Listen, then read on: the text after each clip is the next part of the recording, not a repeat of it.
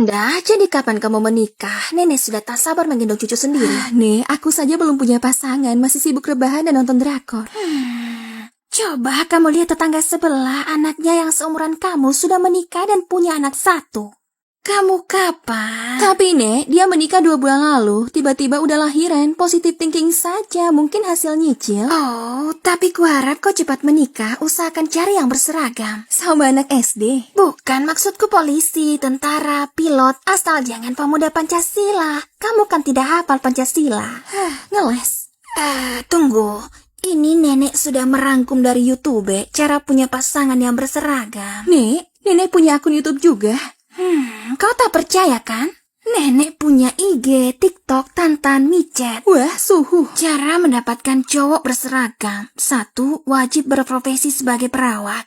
Gue bisa lihat warna hati atau warna otak. Menurut adik, kakak harus pilih yang mana nih? Warna hati aja, jadi kakak bisa tahu siapa yang benci dan sayang sama kakak. Wow. Ide yang bagus tuh, Dek. Nah, sekarang kakak coba dulu kekuatannya ke aku. Warna hati kamu itu merah, artinya kamu sayang sama kakak. Iya dong, walaupun kita sering bertengkar, tapi aku selalu sayang sama kakak. Nah, berarti kekuatan kakak udah bener tuh. Oke, berarti saatnya sekarang memilah teman-teman kan? Hah, kenapa dipilah, Kak? Dengan kekuatan warna hati ini, kakak jadi bisa tahu siapa teman yang palsu dan siapa teman yang asli. Wih, iya ya, aku gak kepikiran loh. Tumben hari ini sepi, pada kemana ya orang-orang? Ngapain kamu di sini? Kamu nggak ikut sama yang lain? Emangnya semua orang pada kemana, Pak? Semua orang tuh bakal masuk ke aula, soalnya bakal kedatangan tamu penting. Tamu penting? Kok saya nggak dapat pengumumannya sih? Udah deh, kamu jangan banyak tanya. Kalau kamu masih di sini, saya kunciin gerbang supaya kamu nggak bisa masuk. Ih, pantas saja Bapak kayak gitu, soalnya Bapak nggak suka dan benci sama saya. Saya nggak pernah benci sama siapapun. Kamunya aja yang ngerasa gitu. Jangan fitnah ya. Dengar ya Pak, Bapak itu nggak bisa bohong karena saya punya kekuatan warna hati. Hei, emangnya siapa sih yang bakal datang? Katanya kita tuh bakal kedatangan ratu yang super kejam itu. Ratu, yang bener aja loh. Dia kan nggak pernah keluar kerajaan. Kita semua juga nggak tahu karena ini super mendadak. Udah, nanti kalau ketemu ratu pokoknya kita jangan buat onar ya. Idi, setakut itu ya kalian sama si ratu itu. Lah, kalau lo salah sedikit aja kita tuh bisa Vel, ternyata lo perhatian sama gue itu karena lo sayang sama gue. Makasih ya karena udah jadi teman yang baik. Apaan sih?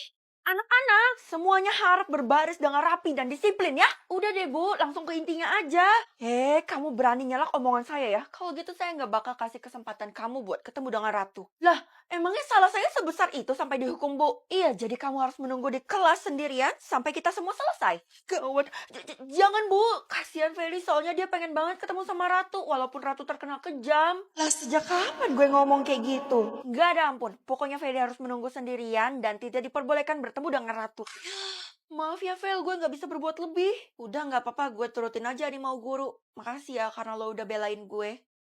Heboh banget tuh kayaknya aula. Jadi sedih karena gue gak bisa ikut seru-seruan. Kalau gitu pergi aja lah, kamu ikut ke dalam dan bertemu sama si ratu. Hah?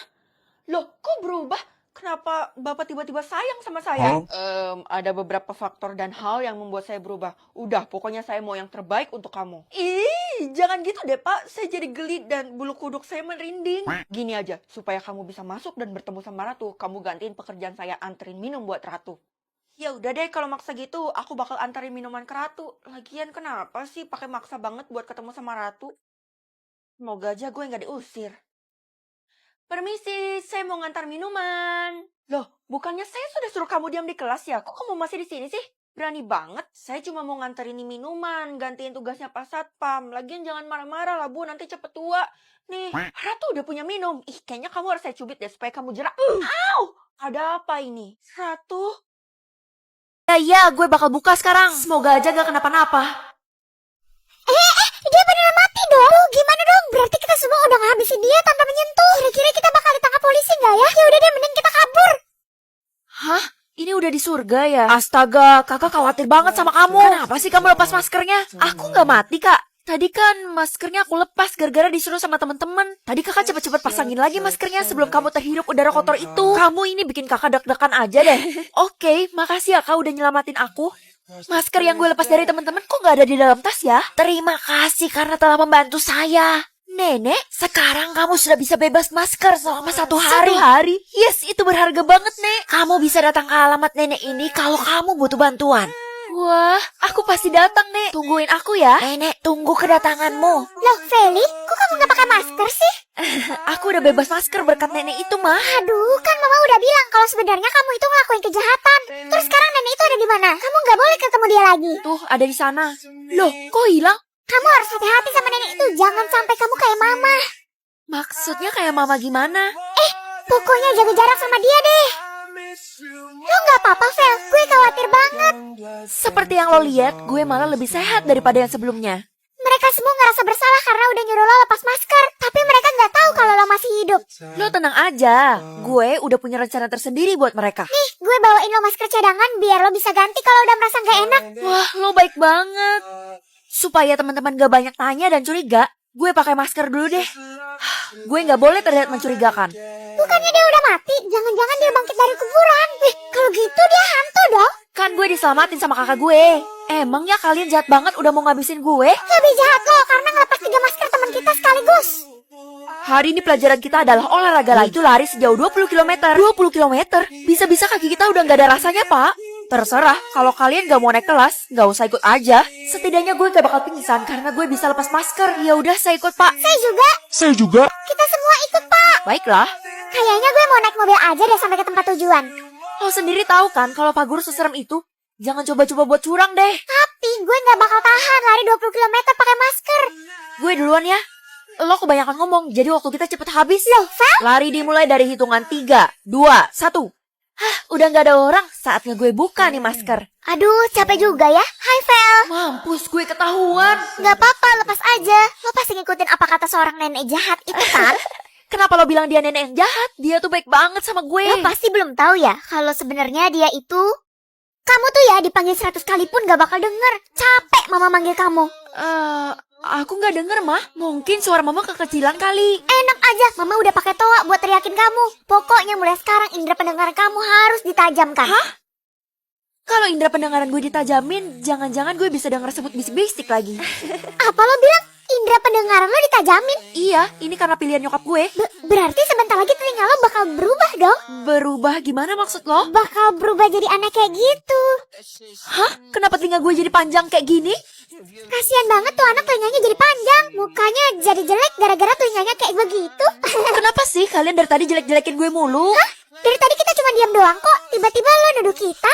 Iya, kita gak ada ngata-ngatain lo. Kayaknya telinga lo salah deh. Masa?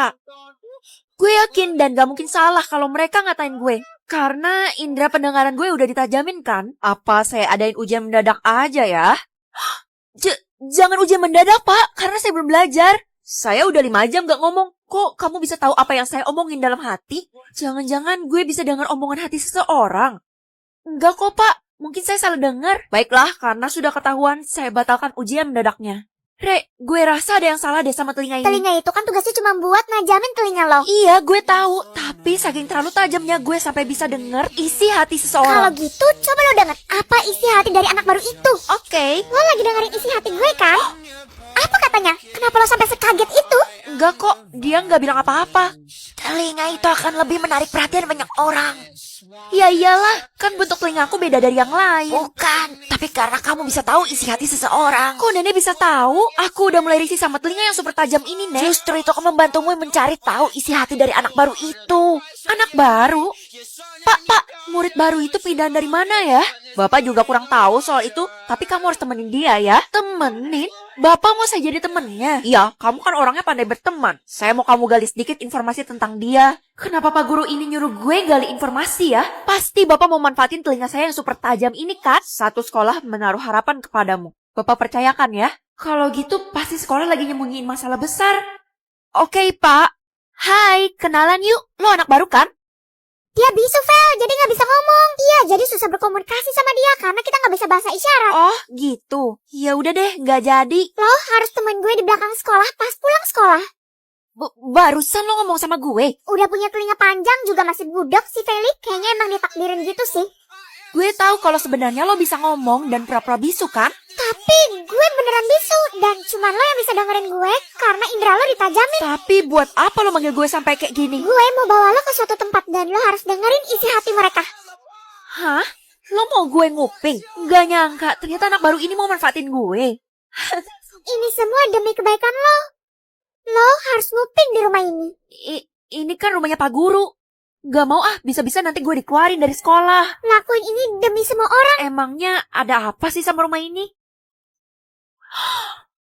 Cuman bisa makan makanan yang manis atau tawar? Ya manis lah. Tunggu sayang, pilih makanan tawar aja karena gak bagus kalau makan yang manis-manis terus. Tapi mah, aku gak suka makan makanan yang tawar. Ini kan demi kesehatan kamu sendiri. Ya udah deh, makanan tawar aja. Mama, aku mau minta makan. Duh, kebetulan mama lagi gak punya makanan tawar. Mama harus punya banyak stok makanan tawar. Karena aku kalau makan tuh bisa segentong. Mama lagi mager, jadi kamu beli sendiri aja lah. Ya udah deh, daripada aku mati kelaparan. Kalau kakak mau, ambil aja kue punya aku, Kak. Ini kan rasanya manis. Bukannya kita disuruh pilih makanan tawar sama mama. Mama suruh aku buat pilih manis, Kak. Enak-enak banget deh makanannya. Ini gak ada banget sih, Mah. Biar kalian gak rebutan makanannya. Apa? Bu, saya mau beli makanan tawarnya satu aja ya. Saya nggak jual yang tawar-tawar, karena semua orang pilih makanan manis. Hah? Semua orang? Coklatnya enak banget. Apalagi es krimnya. Lebih enak jagung keju manis kali. Ya udah deh, saya beli roti coklatnya satu aja, Bu. Oke, harganya 10 juta. Mahal banget. Tapi daripada gue mati kelaparan kan? Tunggu sayang, itu roti coklat udah berjamur, kenapa kamu makan? Oh iya, tadi perasaan masih bagus loh pas aku beli di ibu kantin. Jangan-jangan kamu pilih makanan tawar tapi beli makanan manis ya? Kok kamu tahu? Makanya roti yang kamu beli itu jadi berjamur karena nggak sesuai pilihanmu.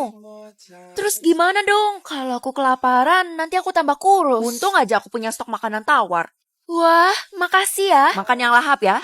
Sekarang aku udah kenyang. Hari ini kita akan menebak bentuk makanan. Kalau kalian berhasil, makanannya akan jadi milik kalian. Saya mau, Pak. Gambar pertama. Itu donat, roti manis, roti gulung, roti sobek. Wih, kok bener semua? Berarti semua roti ini adalah milik Feli. Makasih banyak ya, Pak. Saya seneng banget. Loh, habis dipegang sama Felis, semua makanannya jadi berjamur. Oh iya, gue lupa. Saya ke toilet dulu ya, Pak. Kenapa dari tadi lo belum makan, Fel? Gue pilih makanan tawar yang ternyata langka. Kalau lo sampai kelaparan banget, bisa bahaya loh. Bahaya kenapa?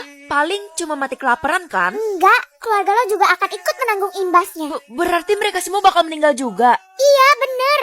Hai sayang, kamu makan roti apa? Itu kayaknya enak banget deh. Ini roti coklat yang lagi viral, tapi kamu kan gak bisa makan. Bisa kok, kamu perlu suapin aku aja biar rotinya gak berjamur. Oh iya, pinter juga ya kamu. Nih, aku suapin. Enak banget, tapi kok aku masih lapar ya? Tuh kan gak pengaruh, jadi kamu harus tetap makan makanan yang tawar. Es krimnya Neng 5 juta aja. Dibeli yuk, lollipopnya cuma 15 juta saja. Di mana lagi gue bisa cari makanan tawar? Semua orang pada jual makanan yang manis dengan harga yang mahal. Nenek bisa bantu kamu hanya perlu makan ini saja. Ini rasanya apa, Nek? Soalnya aku cuma bisa makan makanan yang tawar. Kalau kamu makan 4 jeli itu, kamu akan bisa makan semua rasa. Semua rasa? Wah, mau banget. Kamu harus makan itu di rumah dan di hadapan keluargamu. Oh, gitu. Woi, gue mau beli jeli itu dong. Gue bisa bayar dengan harga 1 triliun. 1 triliun? Gue bisa bayar lebih banyak, yaitu 100 triliun. Kok banyak banget? Kayaknya ini nggak dijual deh.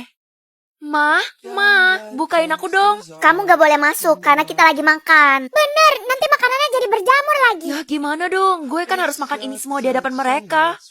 Atau makan sekarang aja kali ya? Gue penasaran bakal terjadi apa.